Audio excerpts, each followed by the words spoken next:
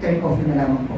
Mga kapatid, very grateful po ako dahil muli, makakapiling natin at maririnig yung ating pong head pastors sa kanyang muling pagbabalik. Sabi nga ni MacArthur, I shall return. Yeah. Palakpakan po natin ang ating pong head pastor, Dr. Reverend Ronald Suqueña. Welcome, Pastor.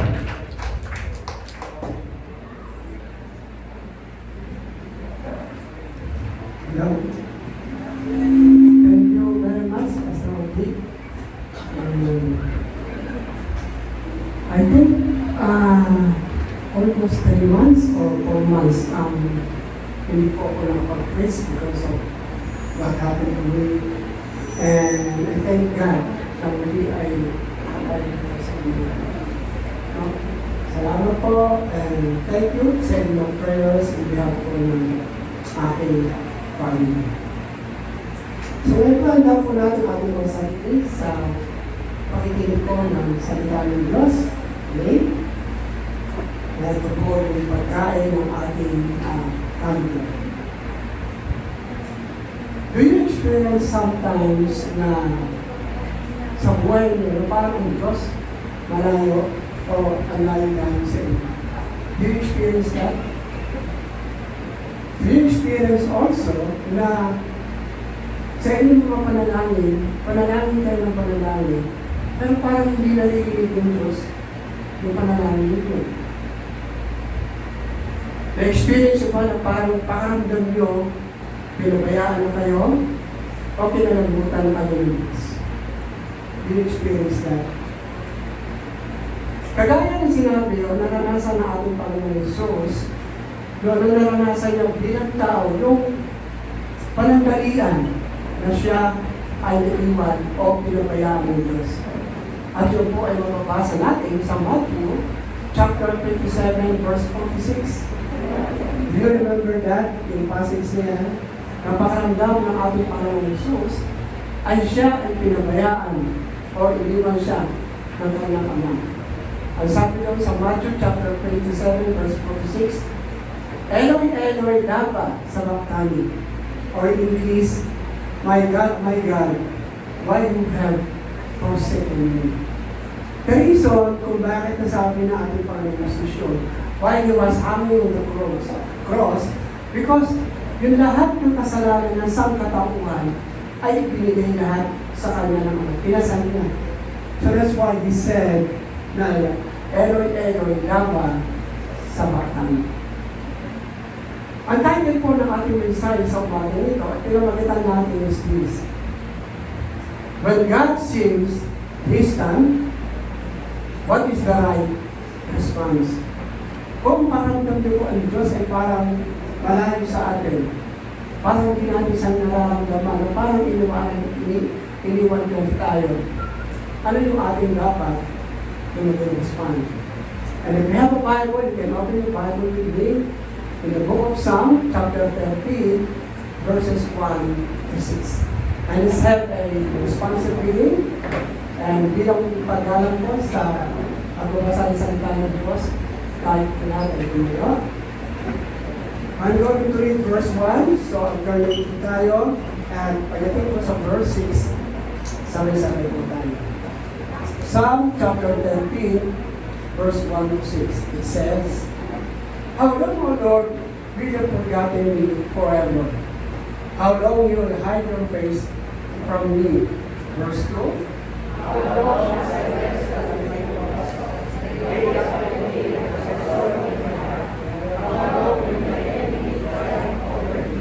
Verse 3. Look on me, answer, O Lord my God. Give light unto my eyes. I will sleep in death. Verse 4.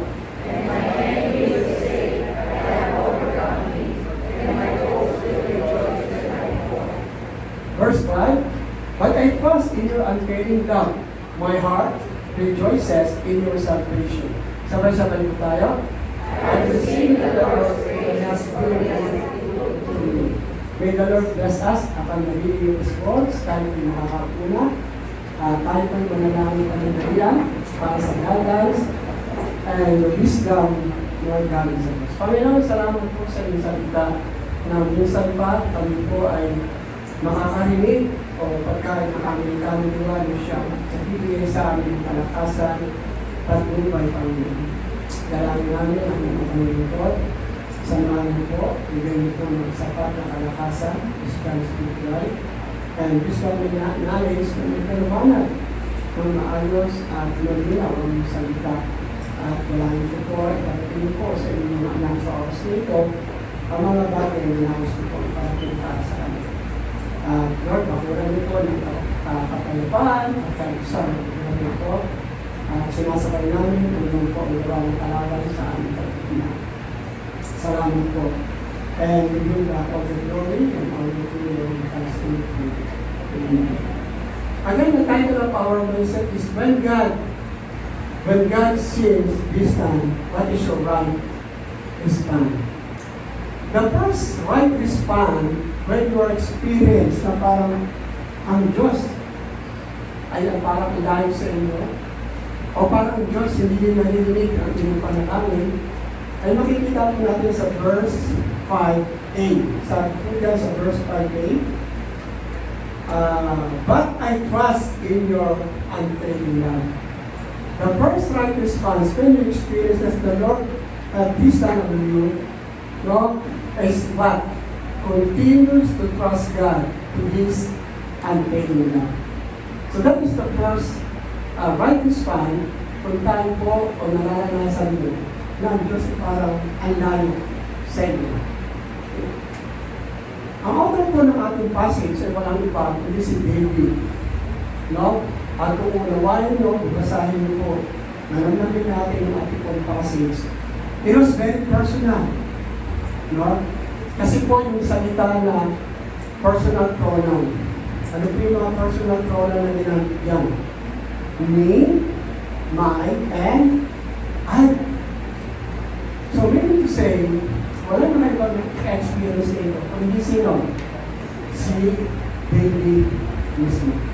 Okay? Kasi siya mismo ang nakaranas sa pagkakas. Ang background po ng ating passage, ito yung panahon na kung saan ay tinutugis ni King Saul, si Solomon, si King David, o si David para patayin. So that's why si David po ay napilitan magtago sa kapunduan, sa kagubatan, at maging sa mga kuweba. Kaya ginagawa ni David, takbo dito, takbo doon, tago dito, tago doon. And can you imagine kung gano'ng mahirap ang experience si David? Di ba? Parang wala siyang peace of mind. Parang wala siyang comfort zone. Parang parati na kailangan niyang maging maingat. Kasi baka one time o one day, mahuli siya ni King Solomon at siya ay kasamin. Kung magkasal, very restless. Kung yung nararanasan, hindi. Minsan, kung tayo may mga problema, may mga pagsubok, parang diba, feeling natin parang restless tayo. Parang pagod na pagod tayo. And then you imagine, David is always one, no? Dahil nahabol siya ng King Saul. At during those time, ang tinutubis ni King Saul, si David, ang parang pakaramdam ni David, ang Diyos ang layo niya, o ang layo sa kanya. Diba? Kasi during that time na tinutubis siya, ni King Saul, at parang sa kanya, ang kanyang pag-asa ay walang iba, hindi ang Diyos lang. Kasi kung magasano, parang between life and death na ni David yun. He needs help. He needs something or someone to help him. At ang kanyang pinakasahan na tutulong sa kanya ay walang iba kundi ang Diyos. But the problem, he felt na ang Diyos ay malayo sa kanya. No? So that's why, parang ganun pa karamdam ng David. No, yung kailangan na nagtulong, hindi na maramdaman yung presensya ng Diyos, hindi na makita yung tulong ng Diyos, hindi na maramdaman kung saan ang Diyos. So that's why, ganun yung feelings po ni King or rather ni David. Minsan talaga sa ating buhay, hindi natin maiwasan na magtanong sa Diyos. No? Kung tayo po ay nasa mahirap na sitwasyon o katayuan, ang tanong ba,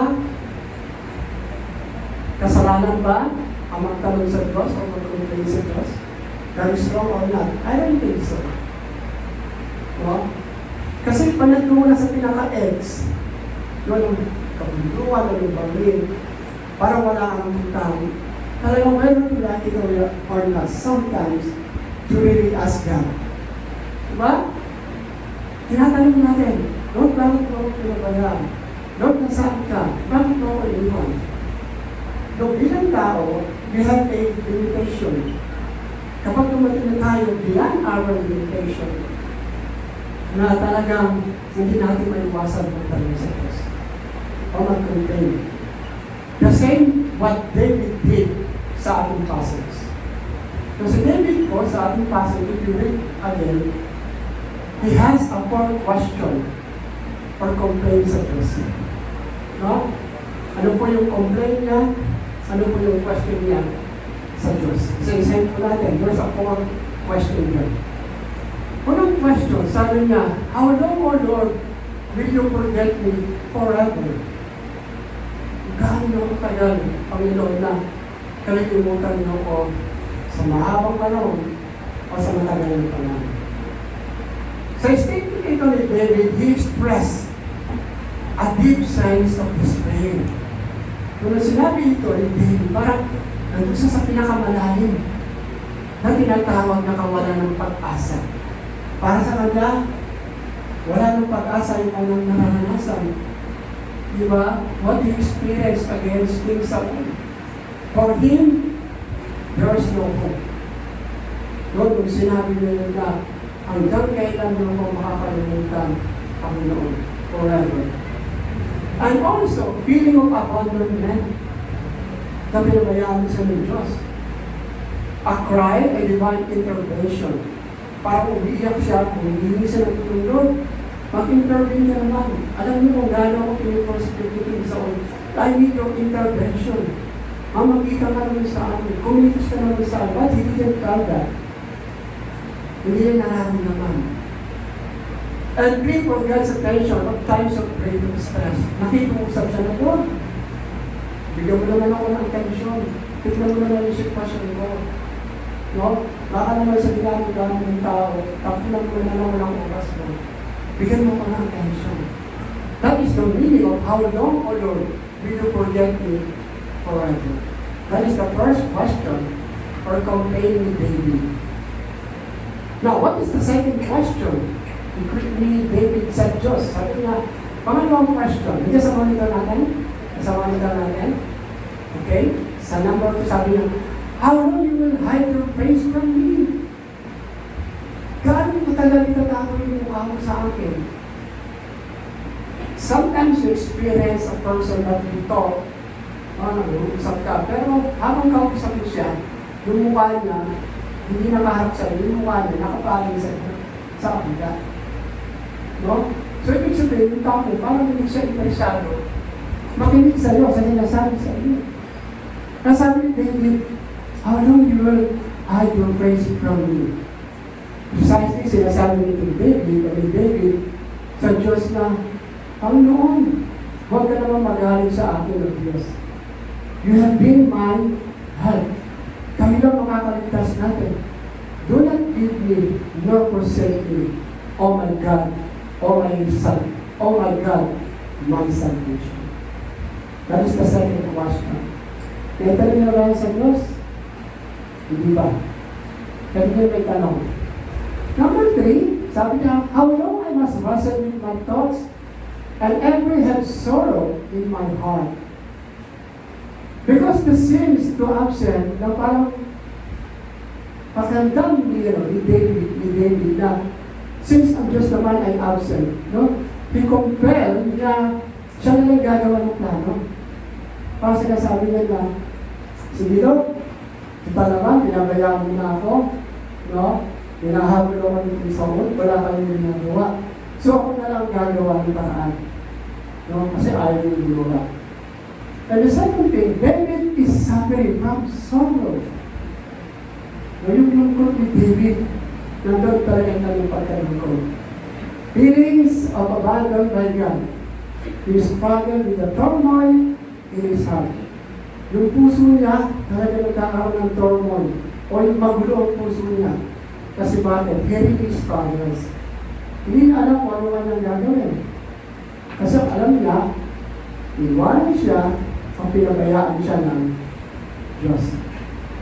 David is tempted to fear that will never be resolved. Pakiramdam ni David, sa pagkakuntanong niya, na yung kanyang problema, wala nang solusyon. Kayo ba, pag kayo nakakaranas ng problema o trial sa buhay, do you conclude that your problems or temptation that you experience, there is no solution or you will not draw it to resolve? David, ganun yung kanyang pakahanan. Hindi na ma-resolve yung aking problema. Kasi nahabos siya ni King Saul. And the last question, the fourth question that David asked to God or tell to God is this: how long will my enemy triumph over me? Hanggang kailan yung aking magiging kaaway na magiging matagumpay sa akin? Di ba, anak ko? You anoint me as a king of Israel. Pero how come King Saul and his soldiers triumph over me? At itong mga enemies na ito po yung mga tinatawag na mga wicked people. Sila yung mga sinners or unbelievers. Kung titignan natin sa ating real life, sino mas hindi ka pinagpapala o observahan natin. Diba, minsan pag i-observahan natin buhay natin, parang mas hindi pa pinagpala yung mga unbelievers. Kaya sa atin, di ba? So, ganun yung tingin ni David. Lord, yung aking mga kalaban, na mas nagkakaroon sila ng triumph over me. That is the question of David before God. At yung titignan ko, very reasonable yung question ng Diyos, or rather yung question of David before God. Again, masama ba magtanong sa Diyos? Masama ba mag-question sa Diyos? Again, I don't think so masama. No, kasalanan. Because again, being a human being, we have a limitation.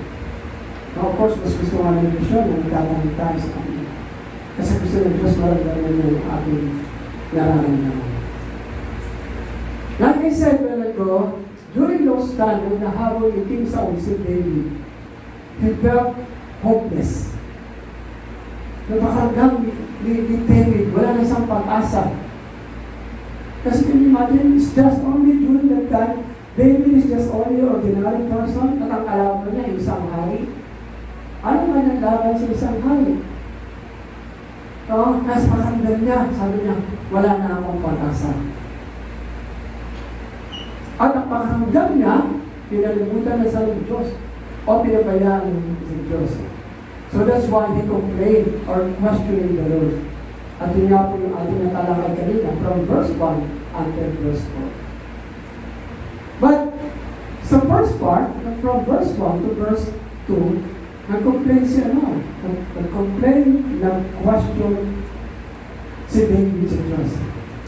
But if you observe the following verses, particular sa verse 5, kung observahan natin na nagkaroon po tinatawag ng transition. No, kanina, puro complain si David, verse 1 2. But sa verse 5, nagkaroon ng pagbabago, nagkaroon ng transition, nagkaroon ng bagong pananaw si David. Kasi una-una, pakiramdam niya, inabandan siya, iniwanan siya ng Diyos, hindi kumikilos sa Diyos, hindi gumagawa ang Diyos. But, if you read verse 4, or rather verse 5, makikita natin, nagkaroon ng bagong pananaw si King David. O si David. Ano sabi niya? Sabi niya, in David sa verse 5, bigla nag-shift. Sabi niya, sabi ni David, but I trust in your unfailing love. Sabi niya, sabi niya, nararamdaman ko man ito, Pinabago niyo ako, parang iniwanan niyo ako, hindi niyo pinapakinggan yung panalangin ko. Sabi niya, but, no, meron pa junction na diba? Meron pa junction na but, na medyo kung sabi niya, but I trust in your unfailing love. Okay? Now the question, what is unfailing love? Okay? Nakakahingan. What is unfailing love of God? Unfailing love of God is unchanging. Na pag sinabing unfailing is unchanging. Hindi nagbabago. Firmly fixed in place. Immovable and not subject to change. This was used to describe God's love for us, unchanging love to reveal His character. Ganun yung pag-ibig ng Diyos sa atin. Unchanging love. Diba? Tayo, nagkakaroon tayo yung pag-ibig natin, unchanging, fixed ba, nagbabago hindi. Minsan, diba? Minsan, pagka meron mga loved ones, akala mo, loved ones ko na yun. Pero kung nakakita ka ng iba, hindi pala, di ba? Nagbabago-bago yung pakiramdam natin. Hindi siya fixed. No, kahit sasabihin mo, mahal mo isang tao, pero one day, marirealize mo, ay, hindi ko pala siyang mahal. Diba? But God, when He said, the unfailing God, the unfailing love of God, there is a fix, never change, immovable, hindi magbabago. Pag sinabi ng Diyos, yung kanyang unfailing God. Pero yung bagay na nakita ni David, sabi niya, nararamdaman ko man ito, mayroon luwanan, hindi binigin ko pa lang, pero sabi niya, I believe to yun, unchanging, yung tinatawag na unfailing love. What is example ng unfailing love sa Bible? Do you remember yung tinatawag na parable of the prodigal son? Di ba, you know the story? That may dalawang magkakapatid, pero matanda, yung pangalan, yung biso, nasabi niya sa tatay niya, Tatay, kukunin ko na yung kayamanan ko. Sabi niya, magliliwalay ako. Gusto ko na enjoy yung manan ko. Diba? Sabi yung tatay, gusto ko ng tatay, wag eh. No? Pero ang ginawa ng anak, talagang insist niya na kunin yung kanya mana. At yung nakuha yung kanyang mana, anong ginawa niya? Enjoy his life. Ang nasa dumating, yung punto na siya ay naubusan. Okay? At ano ba nangyari? Bumalik siya sa kanyang ama. Kasi dahil sa wala na siyang makain, pati yung pagkain ng baboy, gusto nila kainin. At bumalik siya sa kanyang ama. Nung bumalik siya sa kanyang ama, anong ginawa ng kanyang ama? Pinagkabuyan ba siya? Hindi. Hindi siya pinagkabuyan. Hindi, nung makita siya ng kanyang ama, ang kanyang ama, nilapitan siya, and nilapit kanyang anak, no, para binigyan ka. Sa mga Hudyo pala, kapag yung mga tatay, ganyan, hindi pala tatay sasalunod sa anak. Dapat pala yung anak ang pupunta sa tatay. Pero sa istorya ng prodigal son, sino lumapit? Ang tatay ng anak, ang tatay. It shows the unfailing love of the Father, at yung unfailing love of the Father, meron siya how much pa and this. No? Ang unfailing love, ang pag-ibig nito sa atin hindi nagbabago. Magbago man ang lahat ng panahon, magbago ang lahat ng bagay, magbago ang lahat. But the love of God upon us will never change. Because His love is unfailing love. At mahal tayo ng Diyos, mahal tayo ng Diyos. No? At yan po ay hindi nagbabago. And as of now, hindi ko po alam kung sino sa atin ngayon nakakaranas sa situation na katulad ni David. I don't know among us here kung nararanasan ni David ngayon ay nararanasan. Pag meron na nakakaranas niyo. Napakaramdam mo, pinalimutan ka ng Diyos. Napakaramdam mo, binabayaan ka ng Diyos. O parang pakaramdam mo, ang layo ng Diyos sa'yo. I don't know kung sa oras. Between you and them na lang ang mga kalan. These are only feelings. No? Gusto ko makita dito na yung kay David, nakagaling experience at maging sa atin, no? Yung we felt na parang ang Diyos ang langit sa atin, hindi pinapakinggan ng Diyos yung ating panalangin, pinabalo na hindi na tayo ng Diyos, is just only one of feelings. Feelings lang natin yun. Pakaramdam lang natin yun. But it's not true. Kasi, pag sinabi natin, yung feelings natin, sinabay natin, yung sa unfailing love of God, anong mangyayari? Magkakaroon ng conflict. Magkaroon ng problema. Diba? Feelings is always what? Changeable. Nagbabago yan. Pero pag sinabi ng Diyos, yung unfailing love, kahit kailan, will never change. Amen? Will never change. Kasi siya yung Diyos, noon ngayon ang pakailan pa man. He never change. No? Yung feelings, I tell you, nagbabago. Feelings ang natin yan na parang ang Diyos ang layo sa atin. Parang ang Diyos ay hindi narinig yung ating pananalig. Always remember, hindi lahat ng nararamdaman tama. Hindi lahat ng nararamdaman ay totoo. Diba? Diba, nakaramdaman ka sa isang taong paghanga. Diba, ilan pa yun siya. Ibig sabihin, love ba yun? Hindi. No? Hindi lahat ng nararamdaman natin ay totoo, hindi lahat ng nararamdaman natin ay tama. Kahit kailan, brothers and sisters, kahit kailan, hindi tayo kinalimutan ng Diyos. No? Hindi tayo kinalimutan ng Diyos. Kahit kailan, hindi na tayo iiwan o pinabayaan. Ano sabi sa Isaiah, chapter 49, verse 15? Makalagay natin, Isaiah 49, verse 15. Ano sabi niya? Nandiyan na po? Isaiah? Ano sabi sa Isaiah 49, verse 15? Can a mother forget the baby at her breast and have no compassion on the child she has born?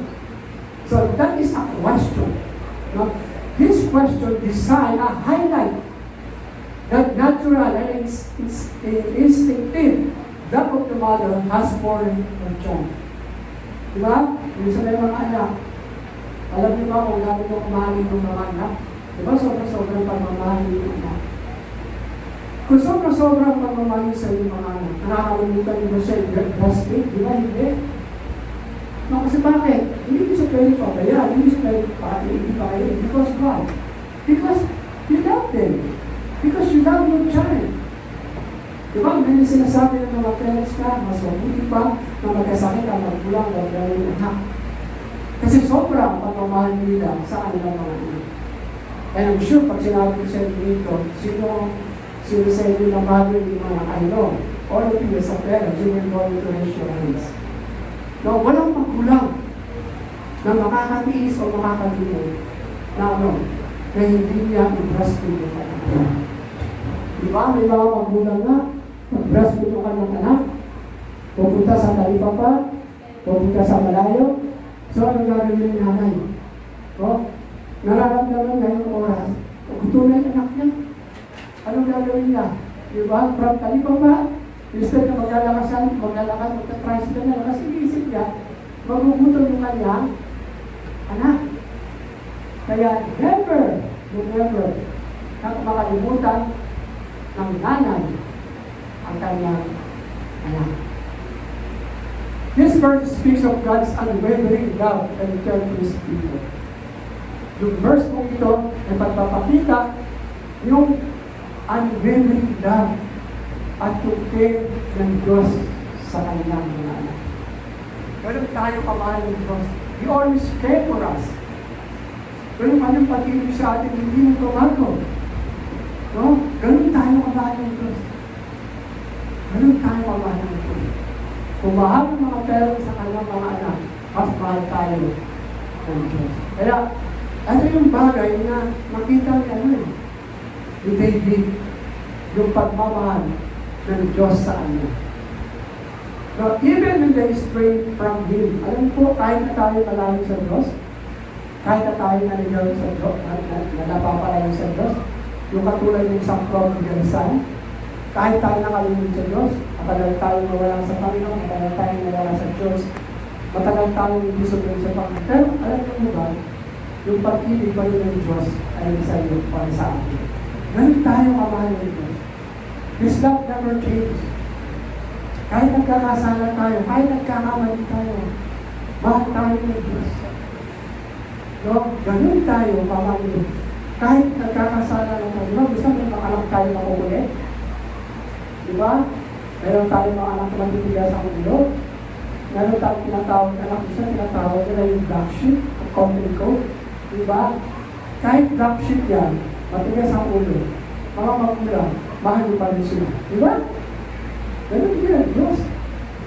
Kahit tayo nagkakasala sa Diyos, nagkakamali sa Diyos, kung naniligaw tayo ng Diyos, the Lord still loves us. No? His unfailing love never changes. No? At kung dumating man yung point na pakaramdam natin o yung feelings natin, ang layo ng Diyos sa atin, that is only a deception of Satan. Pag tayo, parang tayo sabi ng ang layo ng Diyos, hindi yung panalangin natin, always remember, that is only a deception. Dinadaan lang tayo ni Satan sa ating pakaramdam. No, because He wants us not to trust God. Not to trust God anymore and not to believe to any promises of God.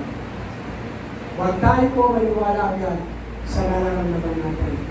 Kasi ang gusto ni Satan, he wants to deceive us. No? Don't rely on feelings. No, huwag kayo mag-rely sa feelings. Another thing that you should not rely to your feelings or emotion. So, huwag kayo mag-rely parati sa inyong feelings or emotion always. No? Sino yung mga emotional people dito? No? Sino yung mga emotional? Alam niyo mga emotional people, if I'm not mistaken, makaroon ka ng tinatawag ng mga yung ano? Mga teleserye, iiyak na yan. Makakita na may inaapi, iiyak na yan. No, ganun ka active yung kanilang feelings, yung kanilang emotion. Pero sa totoo lang, isa rin ako doon. I'm very emotional person also. And I don't want to see people crying. No? Kasi I see people crying, it is also touch my heart. No? Especially sa mga event, ayaw mo umatin eh. No? Kasi pag nakita ko yung mga relatives, binababa na yung ataw na kanyang mahal sa buhay, nag-iiyakan, parang gusto ko rin niya kahit hindi ko relatives eh. No? So that is the feelings of emotion. The Bible emphasizes that one emotion are natural part of the human experience. Yung pagkakaroon mo ng feelings or emotion, it is a normal. It is a part of a being human. Kasi mas pangit naman, tao ka nga, tapos wala ka namang emosyon. Wala ka namang feelings, di ba? Nakakita na ba kayo yan? May tawag sa amin sa inyong ultim eh. Tawag sa amin sa inyong kabal. Yung kabal, tawag ba ako, yung kabal, parang walang kakaramdam. Kahit pinapahat mo na, sinasakta mo na, dapat yung ikaw yung normal na bata, ano gagawin? Iiyak. Pero pag yan yung bata, pinakakulan, nasaktan na, hindi umiyak, ang tawag sa amin sa inyong kabal, walang pakaramdam, walang emosyon. Ano? So yun po, ang tinatawag na, there is normal sa atin bilang tao to experience emotion. That can be deceiving and should not be sole basis of making decision. Yes, ang emosyon, kahit kailan, hindi siya pwede maging basis ng ating desisyon sa buhay. Maraming tao na nagdidesisyon, but through feelings or true emotion. Especially pag galit ka, pag galit ang tao. No? We always decided not we are thinking, no? Hindi natin pinag-iisipan ng maligid, kundi we carry on by our feelings or emotion. And then what happened? At the end of the day, ano na nangyari? Pinagsisisihan ko, bakit ka nag-decision ng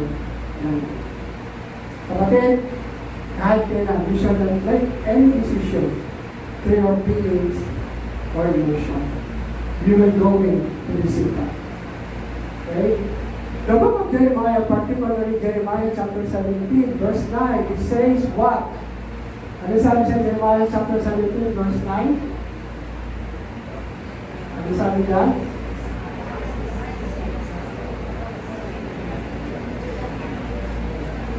Yan. Ano siya sabi? The heart is what? Deceitful. Sa Tagalog, sabi niya, huwag kayo mag-rely sa puso. Kasi ang puso, emotion, or feelings, magdaraya yan. Okay kayo ngayon, but later on, mahina. No?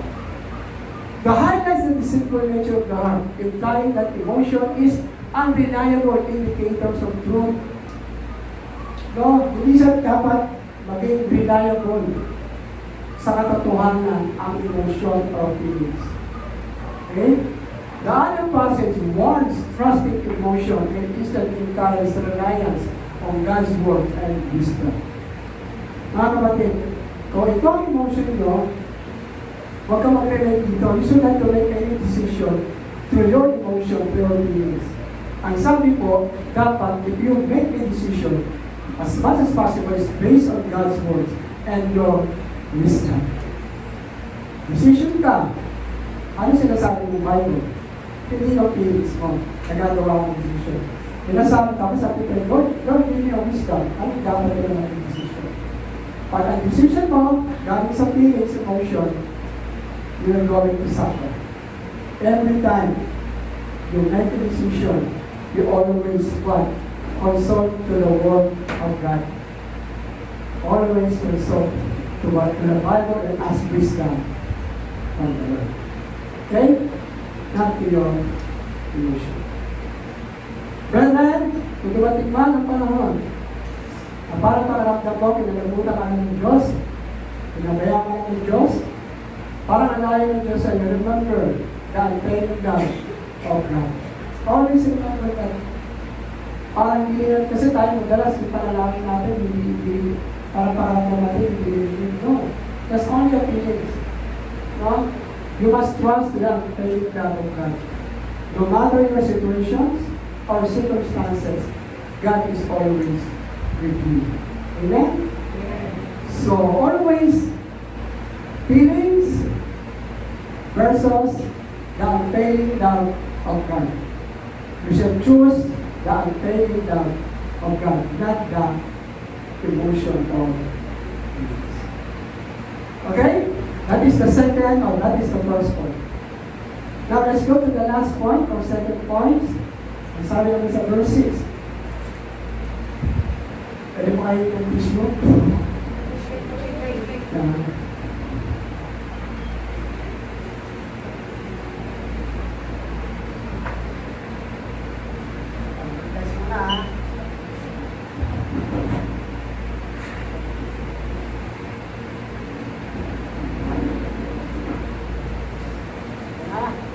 Now, let's go to the verse. Let's go to the second point. Sabi sa verse, chapter 13, verse 6. Ano sabi dyan? Chapter 13, verse 6.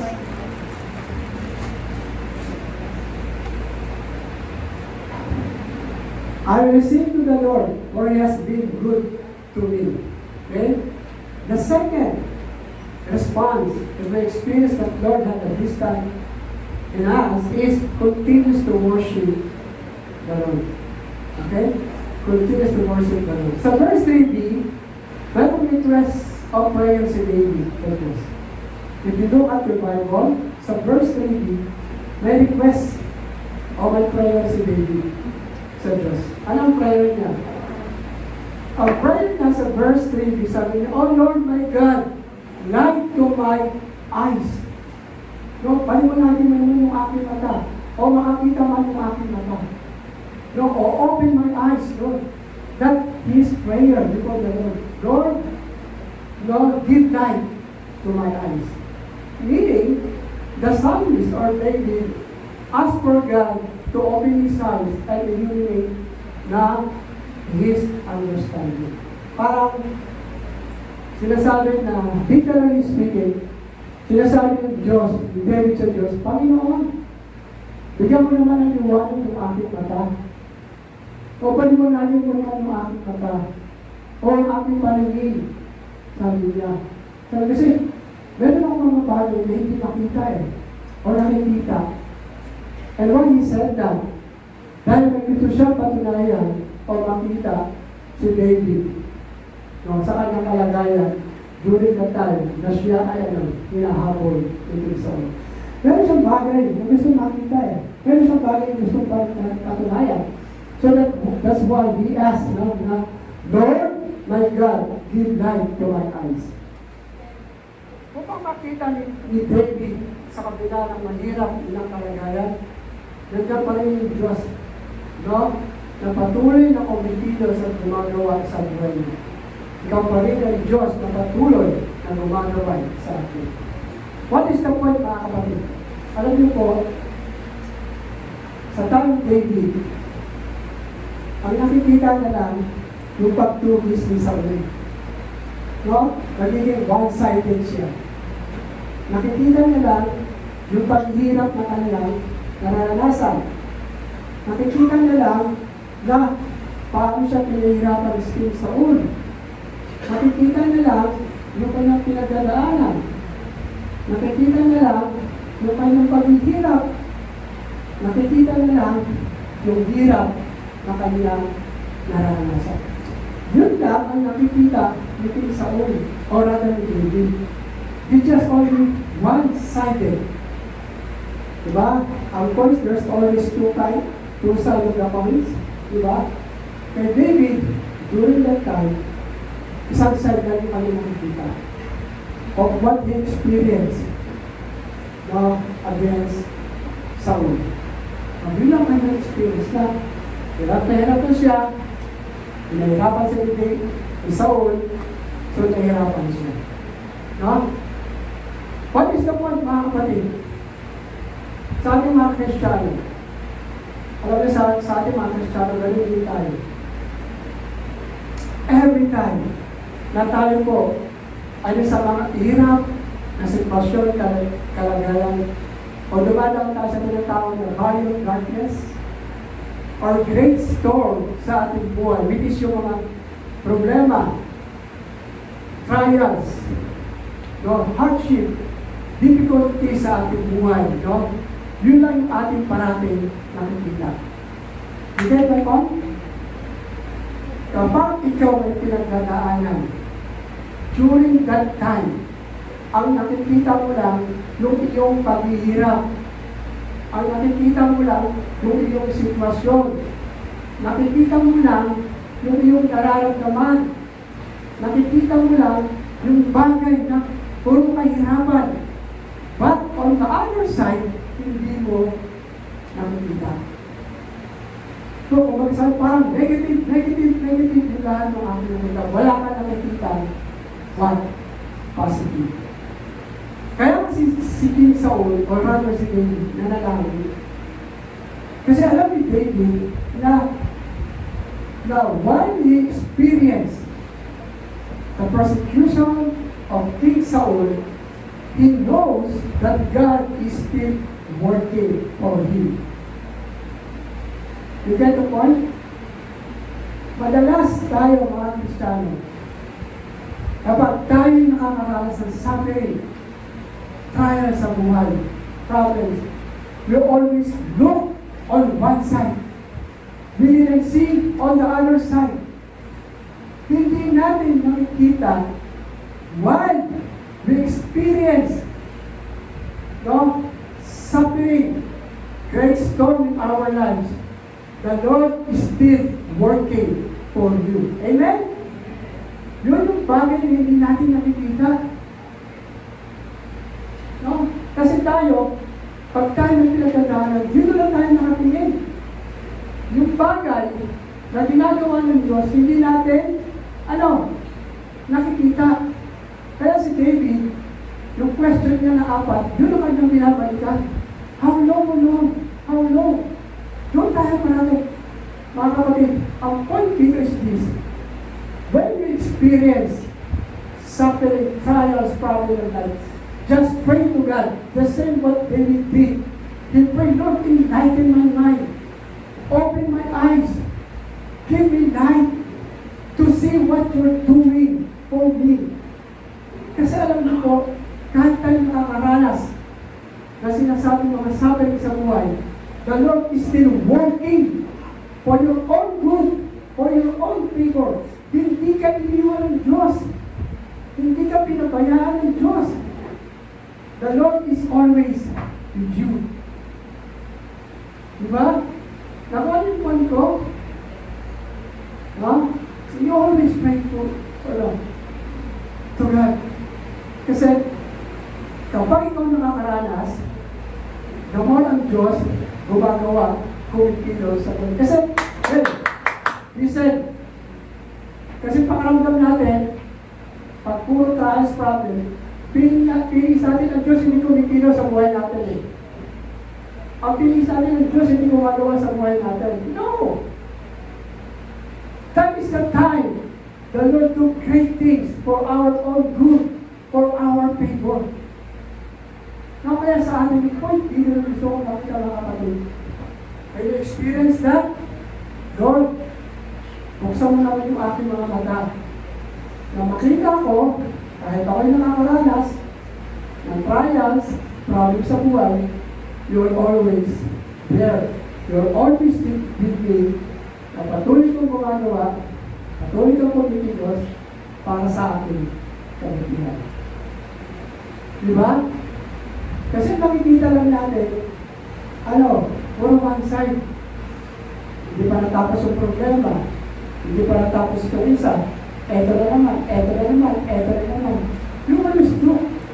Pero hindi natin nakikita, ang Diyos pala, during that time, patuloy na gumagawa. Hindi tayo iniwan ng Diyos. Hindi tayo pinabayaan ng Diyos. No? So, that is true. Akala lang natin yung bawat na natin. No?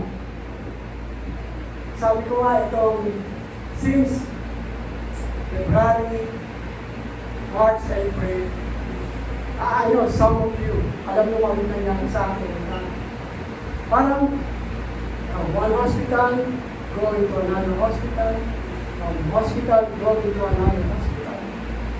Tapos yung mga finding sa akin, iba-iba. Parang sabi ko, nagpapacheck up naman ako. No, nagpapa-hospital ako. Pero, makiwari ko, parang hindi ata ako tumingin. Parang walang nagbabago. No? When we pray with my wife, no, parang pakamdaw namin, parang, nasama na. No, parang hindi namin maramdaman. No? Pero you know what? When we pray with my wife, kahit na ako sa hospital, ayaw ko niya, no? Pero malapit na, no? Parang, yung ibang isang bagay narinig ko sa kanya, kaya parang sa akin, narinig pa rin tayo ng Diyos sa panagalan. No? So talagang, kung babalik ka namin ng sitwasyon, kahit na kami na maraming ang dami pa rin na ginawa ng Diyos na kapitiyan sa amin. Yun ang sinasabi ko. Kapag tayo nakakaranas ng suffering, ang dami-dami pa rin na makikita na gagawin ng Diyos na kapitiyan para sa atin. Hindi tayo iniwanan ng Diyos. Hindi tayo pinapabayaan ng Diyos. No? He's always there. Huwag na natin tignan yung one side. Tignan natin yung other side. No, kaya sabi ni David dito sa akin, sabi niya, I rejoice to my salvation. So nakita ni David kung paano siya niligtas ng Diyos sa kamay ni Saul. I rejoice. to my sarili ko. Kaya kung pakisano, huwag tayong manghina. Hindi totoo na iniwanan tayo ng Diyos. Hindi totoo na pinabayaan tayo ng Diyos. The more tayo nakakaranas na suffering, the more na kumikilos, gumagawa ang Diyos sa buhay natin. And that is very important na buhay. Nakita namin how the Lord accomplishes to sa time namin, within 3 months. Ang sabi ko sa prayer ko, Lord, huwag ko man kukunin nyo. Sabi ko, ayaw ko na sa sitwasyon na nakahiga na lang ako o nag-aantay na lang ako ng kamatayan. Nag-pray ko, pinatitira akong buhay, gusto ko magamit na rin sa inyo. No? So that's my prayer. And I really thank God because in 2 weeks time, talaga unti-unti na ako nag-call ako. My give all the glory and praises to God. Kaya ano po sabi ng kanta? Sisimang po ko kita.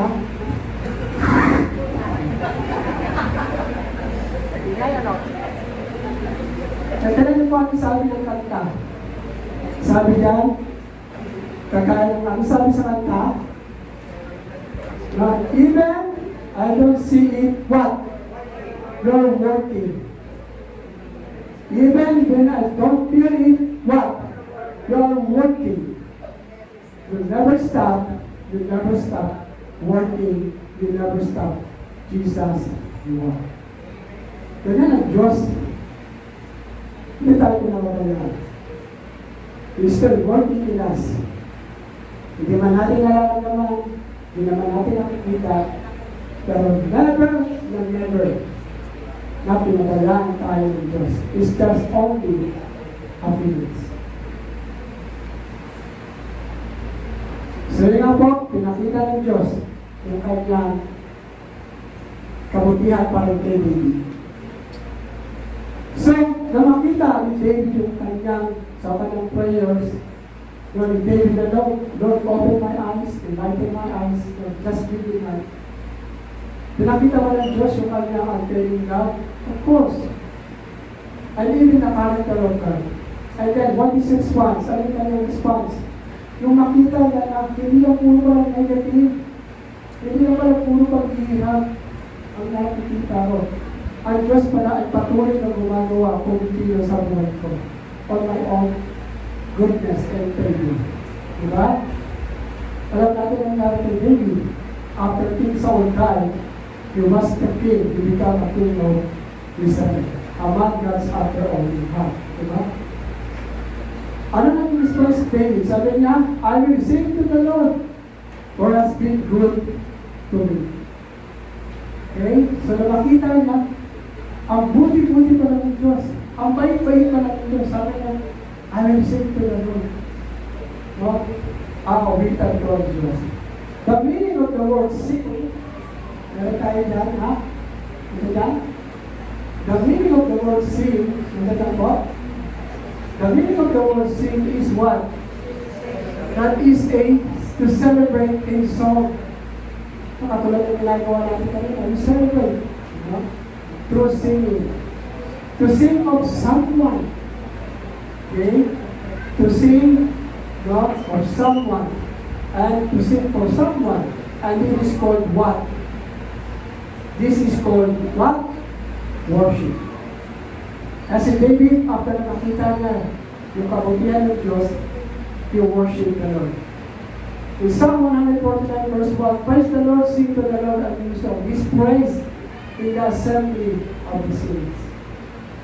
Remember, brethren, worshiping the Lord is not only during the time of your blessed, you are blessed, it's not only the time you are financial bountiful.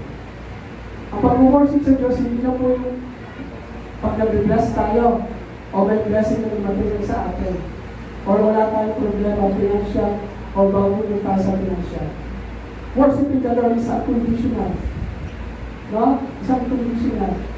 Whatever you experience, you need to worship the Lord. It's not only the time during physically healthy, or you don't have a problem. What is worship? Worship is honor or to show reverence for us as a being, divine being, or supernatural power. So that is worship. Worship is to regard with a great extravagant respect, honor, or devotion. Na pinapakita natin na ino-honor natin, na doon yung reverence natin, we give an extra worship, extravagant sa Panginoon. And worship is not a choice. Worship is a responsibility of every believer. Diba? So kaya yung pag-worship natin sa Diyos, hindi lang tayong time na wala tayong problema, but even we are in difficult situation, we still need to worship the Lord. What are the two right response when we experience the Lord is distance to us? What is first? What? Continues to trust in His unfailing love. Pangalawa? Sa ating pagtatapos, remember this. Ano sabi dyan? Lord God is sometimes silent, He is never absent. Let us pray. Panginoon, salamat po. Kapagkat minsan sa buhay namin, parawarin mo namin, pakailan namin, ang layo mo. Pakaramdamin pa namin na hindi nililinig ang aming mga pananamin, na tinutuloy ang aming pananamin. But thank God so much ito palang aming nararamdaman. It's just only the feelings, Panginoon. And the truth is your love for us is unfailing na Panginoon. Salamat po sa pag-ibig ko sa amin na hindi nagbabago noon ngayon at nagpakailan Panginoon. We give all the glory and all the things in Christ we pray. Amen. Can to response that song? Meron tayong response? Okay, so tayo po natin magsipayo bilang response po. Awit po muna tayo ng response song bago po tayo magkaloob. Awit po muna tayo.